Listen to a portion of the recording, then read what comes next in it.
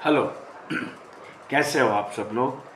आज बाजार में कई परिबलों के कारण एक ज़बरदस्त गिरावट देखी गई और नेगेटिव न्यूज़ फ्लो आते ही रहे हैं। तो लगता ऐसा है कि कल भी मार्केट में कोहराम मचे, लेकिन जैसा कि मैंने कल आपको बताया था कि मार्केट बाद में सेकंड सेशन में इम्प्रूव होगी। तो देखिए, मुझे काफ़ी कमेंट आई है कि आप तो बोल रहे थे कि ओएनजीसी बढ़ेगा तो वो घटा क्यों, सुजलॉन क्यों घटा। देखिए, ये सभी शेयर के दामों में गिरावट आई है। आप कोई भी शेयर उठाओ, कोई भी शेयर उठा लो, गिरावट आई है। कुछ एफएमसीजी और कंजप्शन के शेयरों के अलावा उनको बात करते हुए सभी शेयरों में गिरावट आई है और मल्टीपल रीजंस भी है उसके। ऐसा नहीं है कि हमारा बाजार खराब है। आज देखो, अमेरिका में मंदी की बात आने लगी, जिसका वीडियो मैंने शायद 3 या 4 दिन पहले ही बनाया था। उस पर मैंने कमेंट की थी कि मंदी की आहट है अमेरिका में, यूएस में। फिर मैंने ये भी बताया कि मंदी बंदी ऐसा कुछ नहीं होने वाला है, कुछ नहीं होने वाला है। टोक्यो का शेयर बाजार आज 14% तक डाउन हो गया। क्यों हुआ? ये सब कुछ नहीं है। सभी शेयर बाजार काफी बड़े हुए हैं। सेक्टोरियल चेंज हो रहा है। रीजंस पॉलिटिकल जियोपॉलिटिकल टेंशंस की बात भी है। और टोक्यो में क्या हुआ? देखिए, जापान आफ्टर वर्ल्ड वॉर 2 बहुत तेजी से प्रोग्रेस कर रहा था, फिर कुछ मंदी आ गई। लेकिन आपको एक बात बताऊं कि जापान में नेगेटिव इंटरेस्ट रेट, मतलब 0 इंटरेस्ट रेट की पॉलिसी थी। अभी करीब 35 साल बाद बैंक ऑफ जापान के नए चेयरमैन आए। उसने सोचा, क्योंकि येन की कीमतें अगेंस्ट यूएस डॉलर कम होती जा रही थी, तो उन्होंने सोचा कि अभी कुछ पॉलिसी में बदलाव किया जाना जरूरी है। तो पहले उसने 0.10 बेसिस पॉइंट और फिर 0.15 बेसिस पॉइंट रेट हाइक कर दिया। लेकिन हुआ क्या कि क्योंकि जापान में 0% से पैसे मिल रहे थे, तो दुनिया भर के कई इन्वेस्टर क्या करते थे, जेन ले लेते थे और जेन के पैसे को यूएस मार्केट में डालते थे। वहाँ से उनको सीधा 5% का गेन होता था और इसके अलावा टैक्स में भी कुछ रिलीफ मिलती थी। तो ये चलता रहा था और अबजों रुपया, खरबों में पैसे इस तरह से येन घूम रहे थे। लेकिन अचानक क्या हुआ, from 11th of July this year क्या हुआ कि येन के भाव बढ़ने लगे। येन के भाव बढ़ने लगे तो जिन्होंने येन खरीदे थे वो उनको वापस लौटाने थे, तो उन्होंने अपनी पोजीशन अनवाइंड कर दी। और इस अनवाइंडिंग के कारण आज 14% तक जापान का स्टॉक मार्केट क्रैश हुआ। येन का भाव भी काफ़ी बढ़ा, 163 यूएस डॉलर के सामने अब वो करीबन 182 यूएस डॉलर पे बिक रहा है। तो येन खरीदने वाले सब भयभीत हो गए और उन्होंने अपनी पोजीशन अनवाइंड कर दी। अभी आप ये सोचिए कि 0.25% रेट ऑफ इंटरेस्ट अगर बैंक ऑफ जापान ने शुरू किया है नई पॉलिसी की तहत, तो उसमें क्या इतना बड़ा जुल्म है कि मार्केट इतनी क्रैश हो जाए। क्योंकि यूएस में 1.25% रेट है यूएस में, हमारे यहाँ करीबन 5.25% रेट है, और बाकी यूरोप के देशों में भी करीबन 2.5% का इंटरेस्ट रेट चल रहा है। तो ये तो 0.25 ही है, जो कि 32 साल में पहली बार आया है। इससे on the contrary Japanese economy को बूस्ट मिलेगा। और अब बात आती है यूएस मंदी की। तो ऑक्सफोर्ड के जो इकोनॉमिस्ट है उन्होंने बताया है कि मंदी बंदी जैसी कोई बात नहीं है, there will be no recession in US. और काफ़ी अच्छी बातें बताई कि गोल्डन सैच्स जो है उसने 2022 में ऐसा बताया था कि 80% चांसेस है यूएस में, अमेरिका में मंदी आने का इन द ईयर 2023। वो नहीं आई। अब उसने वो जो उनकी जो प्रोबेबिलिटी का जो आंक बताया था, वो अभी रिसेंटली उसने 15 से 25% किया है। लेकिन 22 में वो 80% था, फिर भी मंदी नहीं आई। अब तो सिर्फ 25% ही है। और यूएस में जो अभी पीएमआई डेटा वगैरह आया, उसमें जो बातें हो रही है, तो एक्चुअली क्या है कि इसके बाद इसमें एम्बेडमेंट भी आते हैं, मतलब इसको सुधारा जाता है, करेक्ट, उसको अपडेट किया जाता है। तो अपडेट में भी जो फिगर आएंगे उसमें ये जो हिच है वो निकल जाएगी। जॉब भी काफ़ी है, इन्फ्लेशन कंट्रोल में है। तो ये मंदी की बात आती ही नहीं है।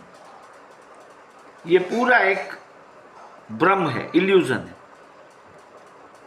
अमेरिका में there would be no recession, जो मैंने तो पहले ही बोल दिया था आपको। और जो कि जियोपॉलिटिकल क्राइसिस की बात है, ईरान इजराइल के बीच में और पैलेस्टाइन के बीच में जो लड़ाई की बातें चल रही है, वॉर की बातें चल रही है, उसमें देखिए आप एक ये बात जानें कि इजराइल डिफेंस फोर्स जो है उसके आला अफसर ने बताया कि हमने हिजबुल्लाह के 2 लीडर्स को मार गिराया है और हमारा काम कर दिया है, अभी आगे हमें कुछ नहीं करना है। आज ईरान ने भी एक बयान दिया है कि हमें वॉर में दिलचस्पी नहीं है। इसमें क्या हो सकता है? ज़्यादा से ज़्यादा ईरान कुछ मिसाइल्स दागेगी और इजराइल इसको क्या कहते हैं, हम इसको गिरने नहीं देगा। वो इन द स्काई वो इटसेल्फ उसका नाश हो जाएगा, वो मिसाइल का। लेकिन ईरान को ऐसा लगेगा कि हमने कुछ किया, और इजराइल को भी लगेगा कि भाई ईरान कुछ कर रहा है। इसके बाद ये दोनों शांत हो जाएंगे, कोई वॉर जैसा नहीं होगा। आप देखिए कि आज, हालांकि मुझे बताया गया कि ये शेयर के भाव के दाम क्यों घटे हैं, लेकिन मैं आपको बताऊं, मैंने कहा था कि निफ्टी और बैंक निफ्टी दोनों में इन द सेकंड हाफ कुछ इम्प्रूवमेंट आएगा। हालांकि वो बढ़त के साथ बंद नहीं होंगे, लेकिन जो इसका जितना पॉइंट से वो डाउन हुआ था उससे कम पॉइंट से ये डाउन रहेगा। तो देखिए, आज निफ्टी 24,055 पे बंद हुआ, उसमें 662 पॉइंट्स की बिकवाली आ गई, इतना डाउन हुआ। आप सोचिए कि वो कहाँ तक गया था, 49,719 पर, सॉरी, वो कहाँ तक गया था, निफ्टी की मैं बात कर रहा हूँ, 23,893 तक गया था ड्यूरिंग द डे। 23,893 तक जाने वाला निफ्टी अगर एंड में 24,055.60 से बंद होता है तो क्या जो उसमें कोई सुधार नहीं आया है? ऑब्वियसली आया है, आप बताओ कमेंट करके। और बैंक निफ्टी में क्या हुआ, वो 50,092 पे बंद हुआ, करीबन 1,258 पॉइंट्स की बिकवाली आई, लेकिन वो कहाँ तक लुढ़का था, 49,719 तक। वहाँ से वो कहाँ तक गया, 50,747 तक, और बाद में लगभग इसी लेवल से 700 पॉइंट्स दूर वो बंद हो गया 50,092 पे। तो 49,709 से ये नीचे नहीं गया, बल्कि उसके ऊपर ही बंद हुआ। तो मेरी बात में दम था, मैं तो ऐसा मानता हूँ। मेरा मकसद आपको पैनिक में से बाहर निकालने का है, क्योंकि शेयर बाजार जो है वो पूरा एक, मैं आपको बताऊं, सेंटीमेंट और मोमेंटम मैकेनिज्म पर आधारित है। सेंटिमेंटल मोमेंटम, अगर पैनिक में आ गए, जैसे जापान में आ जाएंगे, क्योंकि येन की कीमतें अगेंस्ट यूएस डॉलर बढ़ गई, तो जापान के लोग, जापान के इन्वेस्टर या पूरी दुनिया के इन्वेस्टर जिस तरह से पैनिक में आए, और आप देखिए अच्छे अच्छे शेयर के दाम कम हुए हैं। ये तो मौका मिला है आपको, कल भी होंगे। और मैं कभी ऐसा नहीं बोलता हूँ कि आज क्या आज, अभी का अभी ले लो। हाँ, कल मैंने जो ट्रेड दिया था 24,000 निफ्टी का, तो वो आज भी ऊपर ही है, और निफ्टी की एक्सपायरी तो 8 को है, अभी 2 दिन हमारे पास है, वैसे 3 दिन, तो बढ़ भी सकता है। 24,000 वाला कॉल आपको रिटर्न दे सकता है। आप इसको अभी एवरेज भी कर सकते हो। मैं तो ये बताऊंगा, कल पूरा दिन मार्केट देखने के बाद ये चीज़ आपको, क्योंकि मार्केट हर दिन क्या करेगा, पहले बहुत गिरेगा, फिर थोड़ा सा इम्प्रूव हो जाएगा। तो आप देख लीजिए, अगर आपको ऐसा लगे कि अभी ये पॉइंट पे एवरेज करने जैसा है, तो आप ले लीजिए 24,000 का कॉल। 23,800 का कॉल भी आप ले सकते हैं, क्योंकि बाजार कल के बाद नीचे नहीं जाने वाली है, ये आप समझ लो। ज़्यादा से ज़्यादा इस एक्सपायरी तक, मतलब कल 6 तारीख है, इसके बाद 7 और 8, ये 3 दिन में थोड़ा सा असमंजस का माहौल होगा, लेकिन इसके बाद, या मैं तो मानता हूँ परसों से ही बाजार इंप्रूव हो जाएगी। या तो इतनी डाउन नहीं होगी, जैसे आज 662 निफ्टी डाउन हुआ, तो फिर वो डाउन होगी तो कितनी होगी, बिलो 100। और जब बाउंस बैक आएगा तब तो आपको बढ़िया सा मौका मिलेगा। आप एक एक्सपेरिमेंट ये भी कर सकते हैं, थोड़ा महंगा है लेकिन कर सकेंगे, कि निफ्टी का आप 24,000 का कॉल 15 या 16 जब भी हो एक्सपायरी, मतलब इस एक्सपायरी के बाद की एक्सपायरी, या तो मंथ एंड एक्सपायरी का आप कॉल ले लीजिए, बैठे रहिए उसमें। आपको मुनाफा मिलेगा। लेकिन ये मैं आपको बता रहा हूँ बार बार कि ऐसे जो कॉल है उसमें आपको राउंड द क्लॉक उसकी प्राइस मूवमेंट देखनी है, और बाकी चुनिंदा शेयरों में तो मौका मिलने ही वाला है। कल मैंने आपको बताया था कि consumption, pharma, oil and gas, इस सेक्टर को फायदा होगा, 100% होगा। आपने देखा आज कंजप्शन के शेयर बढ़े, फार्मा के बहुत सारे शेयर बढ़े, ऑयल एंड नेचुरल गैस में गिरावट आई, उसका कारण ये जियोपॉलिटिकल टेंशन है। लेकिन बाय एंड लार्ज ऐसा तो नहीं है कि आज आपने शेयर लिया है सुबह को, अगर इंट्राडे कर रहे हैं तो आपको लॉस जाएगी। लेकिन मैं तो हमेशा आपको बता रहा हूँ कि आप लंबी अवधि के लिए रखें ऐसे शेयरों को। ऐसा नहीं है कि आज लिया और आज ही के आज हमें सेल कर देना है। हाँ, थोड़ा सा अच्छा प्रॉफिट मिले तो एक अलग बात है, लेकिन हमें तो भूल जाने की बात हम कर रहे हैं ये सब शेयरों को। लार्सन एंड टोब्रो, आप पूरा लिस्ट देख लीजिए लूजर का, जितना वो नीचे गया था उससे ऊपर ही वो बंद हुआ है। कोई भी शेयर आप उठा के देख लो। तो कल गैप अप बड़ा होने वाला है, गैप डाउन बड़ा होने वाला है, सॉरी, क्योंकि डाउ जोन्स करीबन 900 पॉइंट डाउन है, नास्डेक भी करीब 500 पॉइंट डाउन है, और हमारा गिफ्ट निफ्टी भी 500 पॉइंट डाउन है। लेकिन याद रहे कि गिफ्ट निफ्टी जो ओवरनाइट दिखाता है उससे कुछ अलग भी हो सकता है। अब भी ये 500 पॉइंट डाउन दिखा रहा है, लेकिन कल हो सकता है कि इससे कम पॉइंट से वो डाउन हो, या तो फिर माइनर